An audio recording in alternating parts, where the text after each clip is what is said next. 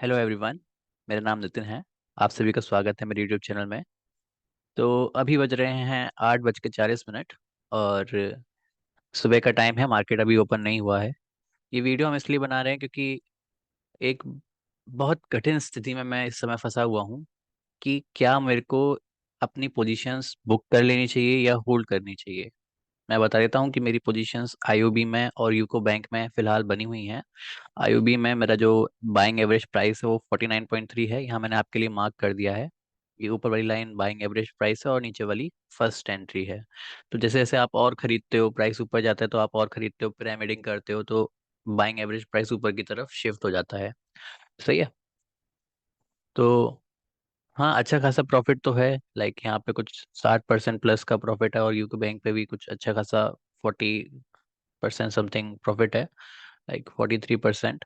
और ये जो प्रॉफिट है, अगेन आप देखोगे तो ये काफ़ी कम समय में आया है।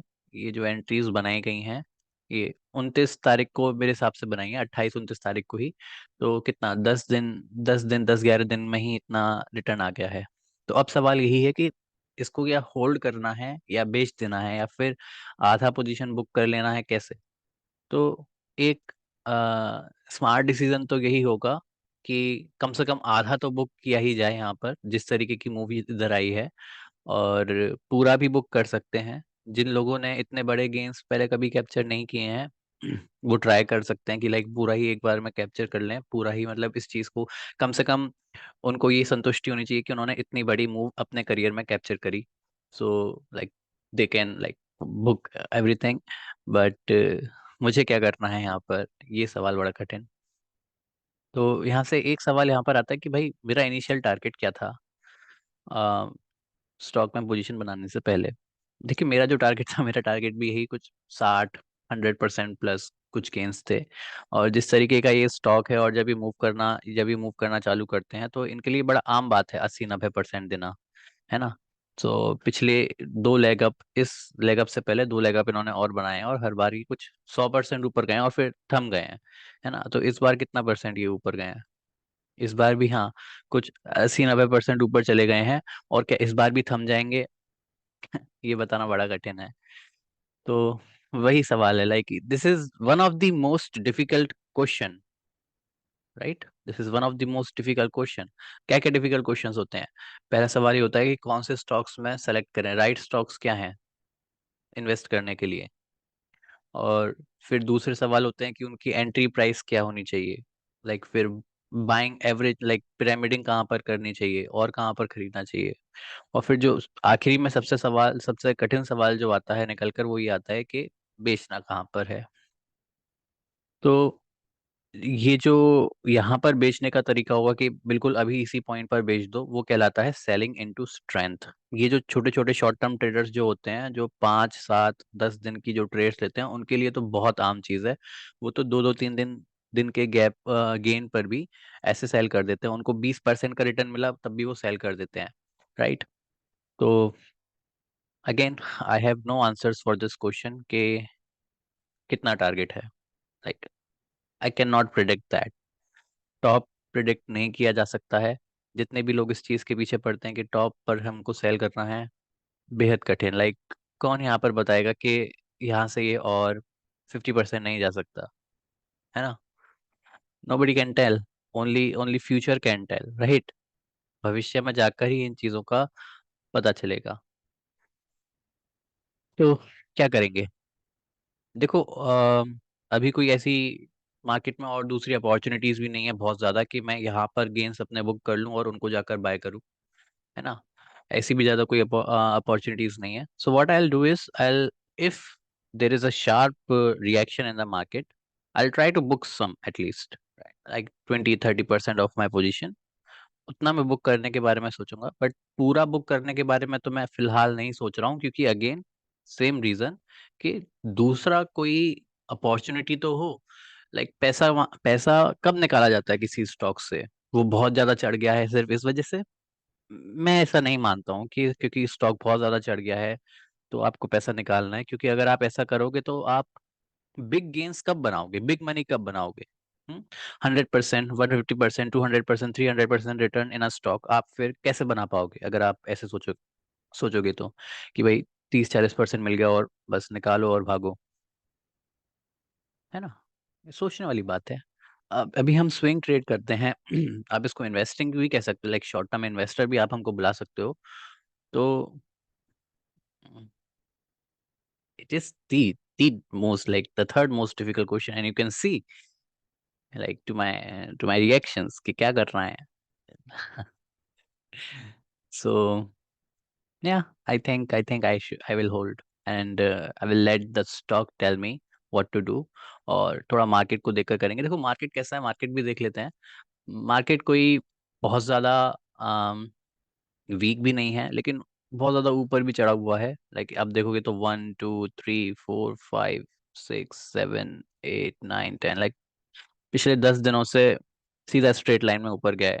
तो यहाँ से थोड़ा बहुत डर यहाँ से भी लगता है कि एक शार्प रिएक्शन आ सकता है। बट देखो लास्ट टाइम ऐसा हुआ था, लास्ट टाइम यहाँ पर ऐसा हुआ था, ये स्ट्रेट ऊपर गया था जब, तो एक बहुत शार्प रिएक्शन आ गया था, है ना। यहाँ पर नहीं भी आया था। तो शार्प रिएक्शन आएगा नहीं आएगा ये प्रेडिक्ट करना मेरे बस की नहीं है, और मैं इन सब में जूझना भी नहीं चाहता। आएगा तो आ जाएगा। और टॉप पर सेल करना हमारा मकसद भी नहीं है कि हम टॉप पर सेल करें, नहीं, बिल्कुल नहीं। देखो अगर आप इन सब चीज़ों में लगे रहोगे कि टॉप पर सेल करना है, तो जीवन बड़ा कठिन हो जाएगा। आप हमेशा परेशान रहोगे, क्योंकि कभी तो आप कर दोगे, और 80% 90% ऑफ द केसेस में आप नहीं कर पाओगे, तो आप बहुत परेशान रहोगे। आप स्टॉक को जल्दी बेच दोगे, इन सारी चीज़ों को। तो बेहतर यही है कि स्टॉक पर आप छोड़ दीजिए, स्टॉक आपको बताएगा। और इसका जो सोल्यूशन ये है वो ये है कि आप जब सेल करो तो ऊपर से जो 10-15% का जो गेन है उसको लूज करने के लिए आप रेडी रहिए। अगर आप उस शुरू के 10-15% के गेन को लूज करने के लिए रेडी हो, तो आपका जीवन बड़ा सरल हो जाएगा स्टॉक मार्केट के अंदर।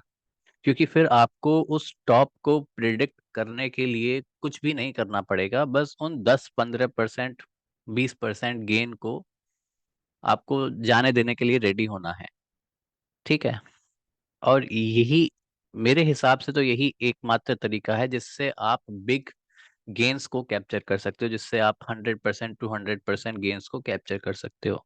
अगेन यहाँ पर मैं एक जो कंटेक्स्ट है, जो कंडीशन है, वो भी ऐड करूंगा कि वो स्टॉक्स राइट स्टॉक्स होने चाहिए। लाइक आप कोई भी रैंडम स्टॉक को सेलेक्ट करके ये नहीं कह सकते कि सर यहाँ पर मैं 100% 200% गेन्स को के बारे में सोच रहा हूँ, कि उसके बारे में मैं एक्सपेक्ट कर रहा हूँ। रैंडम स्टॉक्स के साथ आप ऐसा नहीं कर सकते, और रैंडम स्टॉक्स के साथ आप ये सेलिंग इनटू स्ट्रेंथ खेल सकते हो, है ना। कौन था random stock? Like PC jeweller I traded once, है ना। पीसी ज्वेलर को ट्रेड किया था एक समय। कहाँ ट्रेड किया था? आई रिमेम्बर बाइंग हियर, और मैंने इसको यहाँ कहीं सेल कर दिया था कुछ, हाँ 40% के आसपास का कुछ गेन था। 38% के पास का कुछ गेन था। और आपने देखा मैंने इसको तुरंत इस वाली कैंडल जब ये बन रही थी, तो यहाँ कहीं मैंने 44 या 45 पर कहीं सेल कर दिया था। और आपने देखा फिर वहां से ये स्टॉक और ऊपर गया। तो वो बताना बड़ा कठिन हो जाता है इसमें, क्योंकि ऊपर जाता या नहीं जाता, क्योंकि ये पीसी ज्वेलर है और ये प्योर रैंडम रैंडम स्टॉक है, और ये प्योर स्पेकुलेशन के बेसिस पर है। ये कोई राइट स्टॉक नहीं था उस समय।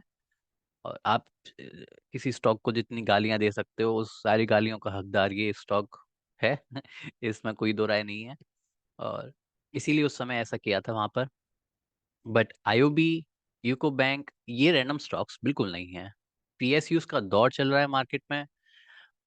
और इनको रिवॉर्ड दिए जा रहे हैं मार्केट में आए दिन। जब भी आप देखते हो, अगर आप सिर्फ कल का दिन छोड़ दो और आप टॉप गेनर्स की लिस्ट को चेक करो, तो हर दिन कोई ना कोई पीएसयू ही है। टॉप 10 में से 6-7 पीएसयूज ही आते हैं, राइट। सो पीएसयूज का दौर चल रहा है, तो इन पर थोड़ा थोड़ा आप मतलब मैं तो होल्ड करने के बारे में यहाँ पर सोच रहा हूँ, मैं नहीं बेचने वाला। बहुत ज्यादा तो मैं नहीं बेचने वाला। थोड़े से स्टॉक्स और देख लेते हैं जो जो चढ़े थे, वहां से हम लाइक थोड़ा ले सकते हैं कि भाई क्या होगा। फॉर एग्जाम्पल IRFC, ये स्टॉक्स चढ़े हैं, तो आप देख सकते हो कि ये चढ़े और फिर अभी रुक गए हैं, लेकिन गिरे नहीं हैं, है ना। इन्होंने अपने जो 20 का मूविंग एवरेज है उनको तोड़ा नहीं है अभी तक। RVNL को अगर आप देखो, सेम थिंग, ये लोग चढ़े और अभी भी गिरे नहीं है। लेकिन जिन लोगों ने इनमें पोजीशंस बनाई होगी वो अभी भी होल्ड करके रखे हुए होंगे इन चीजों को, है ना। क्योंकि इनका दौर चल रहा है अगेन। अगर आप इसको सेम सवाल आईआरएफसी पर, अम, हाँ, यहाँ लगा दो कि भाई चढ़ गया इसे बेच दो, ठीक है बेच दो। यहाँ पर जिन्होंने होल्ड नहीं किया उन्होंने इसको मिस कर दिया होगा। समझ आ रहा है। तो यही था, यही यही चीज डिस्कस करनी थी कि देखो ये कठिन सवाल होते हैं, लाइक इनके इनके जवाब नहीं है, इनके जवाब नहीं है। आप बस होल्ड करने के बारे में सोचो, आप बस स्टॉक पर छोड़ दो कि स्टॉक बताएगा। हाँ, यहाँ पर हो सकता है कि ये बहुत ज्यादा चढ़ गया और थोड़ा बहुत रिएक्शन आ सकता है, और फिर हम देखेंगे कि वहां से क्या ये और ऊपर जा पाते हैं या नहीं। अगर इस समय मेरे पास बहुत सारी अपॉर्चुनिटीज होती बाय करने के लिए कि भाई ये सेटअप बन रहा है, दूसरा सेटअप बन रहा है, और मुझे पैसे पैसों की जरूरत पड़ती, तो मैं यहाँ पर अपनी पोजीशन बुक करने के बारे में सोचता। फिलहाल ऐसी कोई अपॉर्चुनिटी मुझे नजर नहीं आती है। तो नहीं, नहीं, है ना, नहीं। दूसरा, दूसरा क्या, टीसीआई में पोजीशन थी, कल बेच दी। पोजीशन जितनी भी मेरी पोजीशंस अभी बनी हुई हैं आप यहाँ देख सकते हो, पोजीशन यहाँ से शुरुआत हो रही है और यहाँ पर खत्म। ये फोकस वाली चीज जो है वो मेरी पोजीशंस के अंदर नहीं है। तो इसका मतलब है जो मेरी पोजीशंस है वो ये 1, 2, 3, 4, 5 और 6 पोजीशंस ही मेरी बन रही हैं।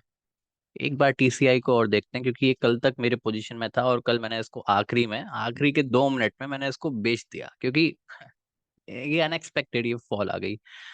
आप कहेंगे सर ठीक तो है, लाइक नहीं, मेरे हिसाब से ठीक नहीं है। आप इसको 1 आवर पे देखोगे तो इसने जो एक ट्रेंड लाइन भी जो बन रही है वो भी इसने तोड़ दी है ना। एक ऐसी तरीके से हम ट्रेंड लाइन बना सकते हैं, और वो भी इसने तोड़ दी। स्टॉक अभी उतना अच्छा नहीं है, थोड़ा सा समय लगेगा मेरे हिसाब से। और ये वॉच लिस्ट में अभी भी है ना, ये वॉच लिस्ट में अभी भी है, बट थोड़ा सा इसको मैं समय देना चाहता हूँ, है ना। कुछ 5 6 ट्रेडिंग डेज का ये टाइम इसको मैं देता हूँ, और डिविडेंड भी आने वाला है, तो वहां पे फिर हम इसको देखेंगे। बोरो रिन्यूएबल्स ये एक स्टॉक है जो मेरे पोर्टफोलियो में काफी समय से पड़ा हुआ है, और आई थिंक यहाँ कहीं मैंने बाय किया था इसको, मैंने पहले भी बाय किया था इधर कहीं, तो मेरा स्टॉप लॉस हिट हो गया था, फिर मैंने इसको दोबारा बाय किया यहाँ पर। हाँ, तो मेरे को याद है मैंने इसको दोबारा यहाँ कहीं बाय किया था, और मेरे कुछ 20% के गेंस इसमें चल रहे हैं। टॉप तक ही कुछ 30% के गेंस इसने मेरे को बनाकर दिए थे। सही है, स्टॉक सही है। और कल इसकी अर्निंग्स रिलीज हुई हैं, है ना। तो अब मेरे हिसाब से इसमें कुछ मोमेंटम आ सकता है अगले 5 से 6 दिनों में। और मेरे हिसाब से अगले 10 ट्रेडिंग डेज में ये साफ हो जाएगा कि ये मेरे पोर्टफोलियो में या तो रहेगा या नहीं रहेगा, या फिर मैं तो इसमें पोजीशन बढ़ाने वाला हूँ, या ये मेरे पोर्टफोलियो से गायब होने वाला है। ऐसा कुछ होने वाला वो होगा जरूर। राइट, सो बोरो रिन्यूएबल्स अच्छा है। 52 वीक न्यू हाइज इसमें बने रहे हैं। 52 वीक न्यू हाइस कैसे बन रहे हैं, आप कहेंगे सर ये कैसी बात कर दी आपने, 52 वीक न्यू हाइस कैसे बन जाएंगे इसमें, क्योंकि इसका हाई तो यहाँ पर है। हाँ सर, इसका हाई यहाँ पर है, लेकिन ये आप ऑल टाइम हाई आप इसको देखो, ये 20, नीचे देखो इधर, है ना। यहाँ पर डेट नजर आएगी, तो नीचे आप देखोगे तो ये 25 अप्रैल 2022 का है ना। तो 2 साल लगभग लगभग होने वाले हैं, तो ये 2 साल पुराना है। 52 वीक का मतलब है 1 साल, तो 1 साल पुराने हाई को हमें देखना है। तो ये 3 नवंबर 2022 का हाई है। इसका मतलब है कि जो फरवरी 2023 का जो हाई है वो तो इससे छोटा ही होगा, और जो 52 वीक हाई बैठेगा वो ये बैठेगा इस पूरे दौरान, और इससे तो हम ऊपर ही हैं। तो इसका मतलब है कि स्टॉक 52 वीक हाईस की रेंज में है। अच्छा स्टॉक है, मैं समझता हूँ कि ये अच्छा स्टॉक है, और मैं इसको होल्ड कर रहा हूँ बहुत अच्छे से। आगे समय बताएगा। अब जैसा मैंने कहा कि अगले 10 ट्रेडिंग डेज में या तो ये मेरे पोर्टफोलियो में रहेगा, या ये मतलब ये 20% से 30% 50% के गेंस मेरे को बना कर देगा। रिन्यूएबल एनर्जी के बहुत स्टॉक्स चल रहे हैं। केपीआई ग्रीन एक ऐसा स्टॉक था जिसको मैं बहुत मिस करता हूँ, कि मैंने लिया था फिर मैंने उसे बेच दिया, है ना। गलतियां होती रहती हैं। देखो ट्रेडिंग यही है, डिसीजंस बनाना और उन डिसीजंस के साथ जीना। वो गलत भी हो सकते हैं, सही भी हो सकते हैं। मैंने रेलवेज को मिस किया लेकिन मैंने बैंक्स पकड़ लिए, है ना। रेलवेज जब मैंने मिस किए थे, मुझे लगता था यार मैंने अपने जीवन की सबसे बड़ी गलती कर दी, लेकिन फिर मैंने बैंक्स पकड़ लिए, पीएसयू बैंक्स पकड़ लिए। Everything is cool, we are cool. तो अब जिन लोगों ने रेलवे को होल्ड करके रखा था उन्होंने बैंक्स मिस कर दिए, और कुछ ऐसे भी लोग हैं जिन्होंने दोनों मिस कर दिए।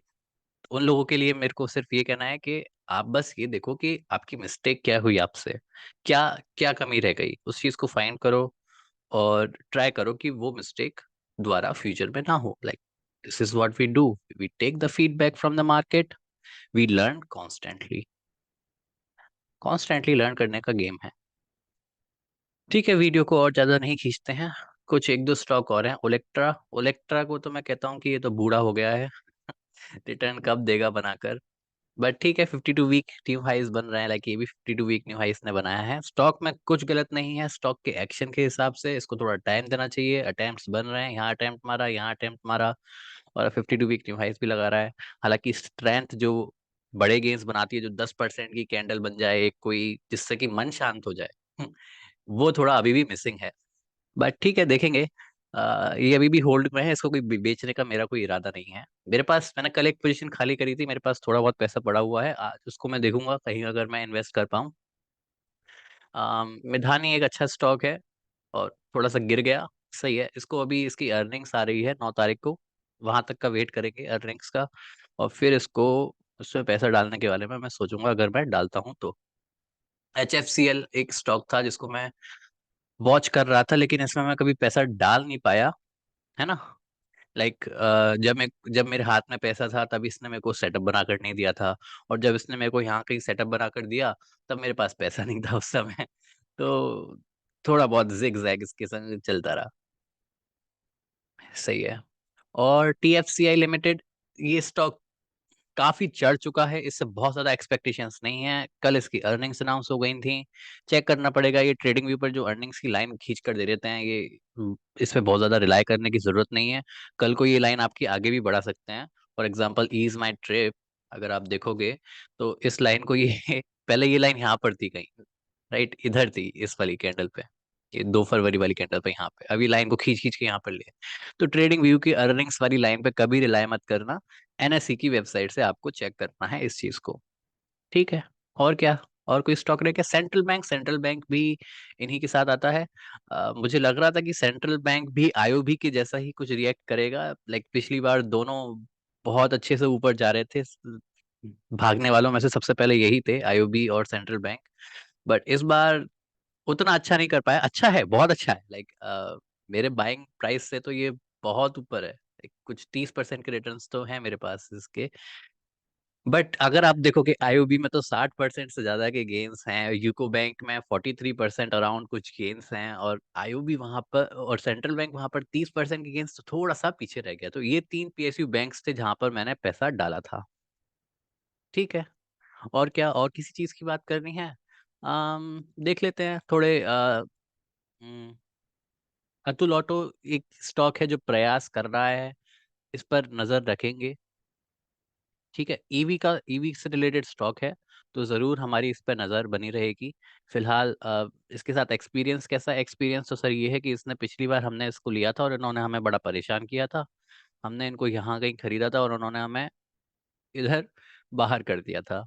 लाइक आई रिमेम्बर कि इधर इस दिन में सर्किट लगा था 10% का, और अगले दिन इन्होंने हमें बाहर कर दिया था। तो एक्सपीरियंस बहुत ज़्यादा अच्छा नहीं है, लेकिन ये स्टॉक अभी भी अच्छा है। लाइक स्टॉक अच्छा है, स्टॉक आपको मौके दे सकता है, तो ये वॉच लिस्ट में होना चाहिए, बिल्कुल होना चाहिए sir. This is the kind of stock you should have in your watch list. Idea forge वगैरह से तो ये स्टॉक ज़्यादा बेहतर है। लाइक इनको थोड़ा मौका दो, इनको थोड़ा देखो कि ये जो प्राइस है इन्होंने, ये जो रेंज में चल रहे हैं 1 आवर पे, आप देख पाओगे इस रेंज को, कि ये जो रेंज बनाकर ये जो बड़ी रेंज में जो चल रहे हैं, जब ये रेंज को ब्रेक करेंगे तो इन पर नजरें होनी चाहिए। बिल्कुल यहाँ पे खरीदना है। मैं तो इसके पक्ष में खैर नहीं हूँ यहाँ पे खरीदने के हिसाब से, क्योंकि अभी जस्ट स्टॉक अटेम्प्ट्स बना रहा है, लेकिन वॉल्यूम अच्छी आ रही है ना। 10% का सर्किट है, मतलब अभी भी ASM की लिस्ट के अंदर है। तो यहाँ पर स्टॉक्स के संग थोड़ी दिक्कत हो जाती है कि ये जो ASM की जो लिस्ट को संग संग लेकर चलना होता है ना इनको, सर्किट को 5% का सर्किट की 10%, अब ये 5% सर्किट वाले इतने स्टॉक्स थे मेरी लिस्ट में, और सब मैं नहीं ट्रेड कर पाया क्योंकि वो सर्किट थे। मैं सर्किट लिस्ट में सर्किट स्टॉक्स में आमतौर पर डालता नहीं हूँ पैसा। लाइक ये ग्रीन पावर ऊपर चला गया, जेनटेक मेहनत कर रहा है, जेनटेक को लाइक थोड़ा सा समय और है इसका, इसका भी जल्दी खुल जाएगा। कल बहुत सारे सर्किट खुल गए थे, जीनस पावर का सर्किट खुल गया, बिरला केबल का सर्किट खुल गया, लॉयड्स इंजीनियरिंग का सर्किट खुला हुआ है, सब अभी 10% के सर्किट पर है। और एक आईटी का पड़ा हुआ है एक्सचेंजिंग का, इसने 20% का सर्किट लगाया था, तो ये भी वॉच लिस्ट में है। एक चीज़ और, अगर आप आपके ये जो ट्रेडिंग व्यू चार्ट्स पर ये एडीजे अगर क्लिक है, मतलब अगर ये ब्लू कलर से है, तो इसको अनक्लिक कर देना, क्योंकि ये डिविडेंड्स का है और इसको हम कभी बाद में समझाएंगे। बट अभी के लिए आप इसको ध्यान रखना। चलो ठीक है, मार्केट जल्दी खुलने वाला है और इस वीडियो को यहीं पर एंड करते हैं और मिलते हैं नेक्स्ट यूट्यूब वीडियो में।